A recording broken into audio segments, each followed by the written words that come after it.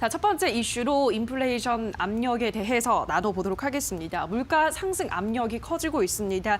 작년에 코로나 때문에 각국 정부들이 막대한 돈을 풀었고 이제 경기 회복이 가시화되면서 기업들이 제품값을 올리지 않겠냐라는 전망이 나오고 있습니다. 때문에 이제 또 증권업계에서는 이제는 경기 민감주를 중심으로 포트폴리오를 조정해야 한다라는 그런 리포트를 제시하고 있는데 전문가님 어떻게 보세요? 공감을 좀 하시나요? 네, 저도 비슷하게 보고 있습니다. 그래요? 네, 일단 정리를 굉장히 잘 해주셨는데 네. 핵심 키워드는 거의 다 나온 것 같습니다. 네. 일단은 유동성에 대한 그런 부분들 때문에 네. 사실은 이제 인플레이션 관련된 좀 얘기가 나오고 있는데 그렇죠. 이게 월가부터 시작해가지고 지금 굉장히 좀 이슈가 되고 있습니다. 네. 그리고 기대 인플레이션이라고 해서 지금 현재 자체적인 그런 인플레이션도 점진적으로 높아지고 있지만 이게 앞으로 인플레이션이 어느 정도 높아질 것이다. 그리고 사상 최고일 것이다. 라는 이런 얘기들이 많이 나오고 있습니다. 사실 최근에 인플레이션 관련된 부분에서 우리가 부담감을 느끼거나 그랬던 부분들은 굉장히 좀 적었기 때문에 이게 좀 시장에 좀 영향을 주지 않을까라고 보고 있는 그런 상황이고요.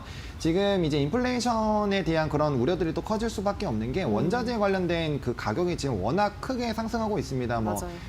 제가 그때도 말씀을 드렸지만 이제 철강 관련된 부분도 마찬가지고 구리라든지 비철 금속도 마찬가지고 그다음에 지금 식자재 관련된 그런 원재료들도 굉장히 높아지고 있고 유가도 엄청나게 올라가지고 있죠. 그러니까 이런 전반적인 이 원자재 기초 원자재들의 가격이 상승하게 되면은 그게 결국에는 제품의 가격으로 좀 이어질 수밖에 없는 부분이거든요. 그래서 그게 이제 시장에 대한 이런 회복에 대한 흐름들로 만약에 진행이 된다면은 또 괜찮은 흐름이라고 또 생각을 할 수가 있겠지만 이게 이제 막대한 유동성으로 돈의 화폐 가치가 떨어지면서 좀 진행이 되고 있기 때문에 이런 관련된 흐름들을 좀 잘 체크를 해보셔야 되지 않을까라고 보고 있고요.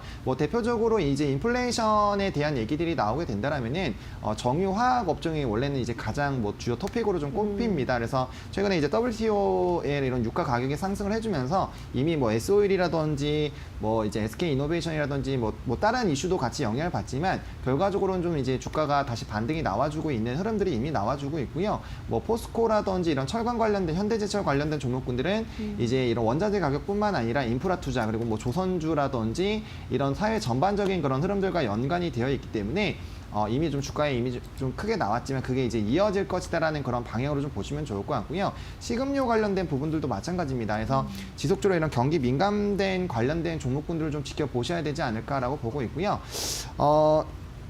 금융주도 이제 인플레이션이 좀 진행이 되면은 이제 금리가 상승할 가능성이 있기 때문에 많이 높아질 수가 있습니다. 사실 은행주 같은 경우는 지금 굉장히 낙폭과대가 많이 되어 있죠. 그래서 PBR이나 PER 보시면은 워낙 저평가가 되어 있는데 이게 이제 경제 이런 지표들이 좀 낮더라도 중요한 게 이제 사람들이 투자하고 싶은 그런 심리가 좀 들어야 되거든요. 근데 이러한 이제 인플레이션 관련된 흐름들이 그 부분에 대한 좀 트리거가 될 수도 있기 때문에 그와 관련된 종목군들 중에서 이제 대장주 위주로 일단은 좀 접근을 해보시는 게 좀 좋지 않을까라고 보고 있고요. 그런 부분을 이제 수급이 이제 반도체나 이런 친환경 쪽에서 그쪽으로 넘어가는지를 확인을 해보시고 넘어가는 흐름들이 나온다면은 좀 접근을 해보시면 좋지 않을까라고 좀 말씀을 드려보도록 하겠습니다.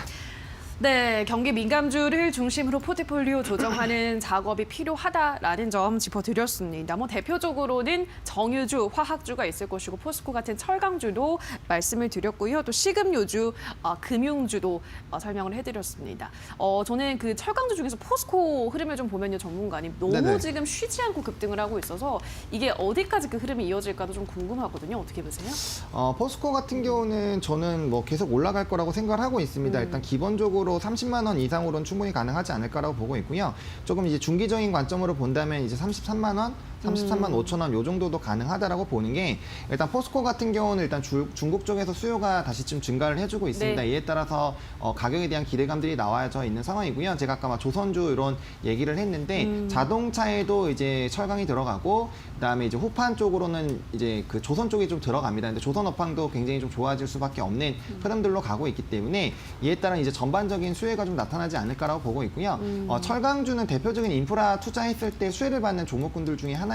근데 이제 정권이 바뀌면서 각종 부양책들도 나오게 된다면은 이런 인프라 투자에 대한 또 가시화가 나올 거기 때문에 이러한 흐름들 그리고 또 원자재 가격이 워낙 좀 높기 때문에 그게 이제 스프레드 확대 쪽으로 이어질 수가 있거든요. 제품 가격을 이미 후판 같은 경우 벌써 단기간에 3번이나 높였기 때문에 그런 여론 쪽이죠. 그래서 그런 부분들로 간다면은 충분히 그게 후판이라든지 다른 가격들에게도 상승으로 이어질 수가 있고 그 자체가 이제 가격적인 이제 수익적인 매력적으로 수익적인 부분이 좀 매력적으로 작용할 수 있기 때문에 그런 그런 부분들로 본다면 충분히 주가의 상승을 좀 기대해 볼 수 있지 않을까라고 좀 정리를 드려보도록 하겠습니다. 알겠습니다. 포스코 가격 전략도 한번 잡아봤습니다. 투자자분들 바쁘실 것 같아요. 반도체 친환경주도 계속 관심을 두셔야 되고 또 한편으로 이러한 경기 민감주 말씀드린 섹터들도 잘 참고를 하셔서 포트폴리오 분배를 잘 해보시기 바랍니다.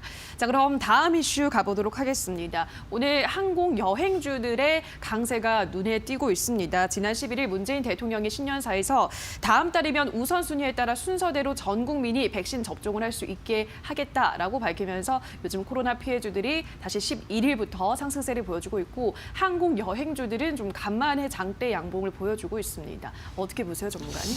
일단은 뭐 지금 단기적으로는 다 좋은 흐름들을 보여주고 그렇죠. 있습니다. 아무래도 이제 백신에 대한 이제 기대감들이 좀 있는 것 같습니다. 네. 그리고 일단은 그게 제대로 잘 진행이 되든 안 되든지 상관없이 일단 우리의 욕구 자체가 네. 굉장히 그런 걸 하고 싶은 거, 여행을 그렇죠. 가고 싶고 그럼요. 그다음에 이제 외출을 하고 싶고 마스크를 안 쓰는 그런 심리들이 좀 이제 꾹꾹 눌려져 있기 때문에 그 부분들에 대해서 이제 주가에 좀 반영이 나오고 있다라고 보시면 좋을 것 같습니다. 일단은 이제 문재인 대통령께서 이제 신년사로 백신에 대한 상용화를 뭐 이미 너무 빠르게 얘기를 해줬기 때문에 그 흐름들로 인해서 일단 백신이 나오면은 아무래도 이제 코로나가 좀 진정이 되지 않을까라는 이런 기대감들이 굉장히 많이 있는 상황이거든요.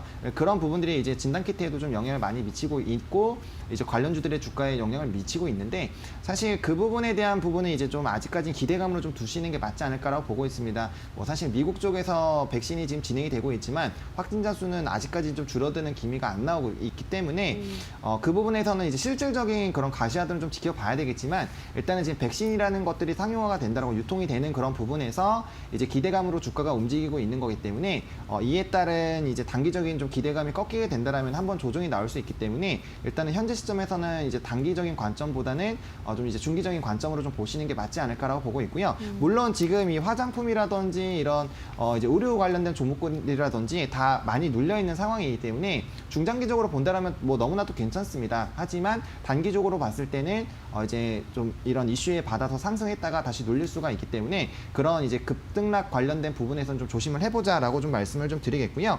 화장품 관련된 부분들은 이제 한한령 해지에 대한 기대감들 뭐 작년 말부터 계속적으로 좀 얘기가 나와주고 있는 그런 상황이고요.